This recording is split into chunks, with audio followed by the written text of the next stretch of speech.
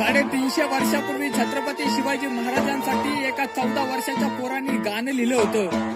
ते गाणं कोणतं आणि कोणी लिहिलं शेवटपर्यंत पाहताल तर नक्कीच समजेल. 14 वर्षात ते पोरग महाराजांना भेटायला सुटे. त्यांच्या डोळ्यासमोर फक्त काटा खोऱ्यांचा घाटे. एका गावामध्ये जाऊन एका व्यक्तीला विचारतो, अहो सांगा दादा मला महाराज भेटतील कुठे. महाराज भेटतील तुला, ये बाळा त्या रायगडावरती जाऊन. एक मावळ बसलेला असतो रायगडाला पहारा ठेव. मला महाराजांना भेटायचंय, मी कवी लेखक आहे. मग जा परत महाराजांसाठी एक गाणं ये लिहून. पोरग जातो परत महाराजांसाठी गाणं येतो लिहून. ते गाणं ऐकल्यावर मावळा महाराजांकडे जातो घेऊन. महाराज म्हणतात त्याला, बाळा काय काम काढलं तुमच्यासाठी गाणं लिहिलंय महाराज, दाखवू का गाऊन. कवी भूषण त्याचं नाव, ते गाणं गात सुटले.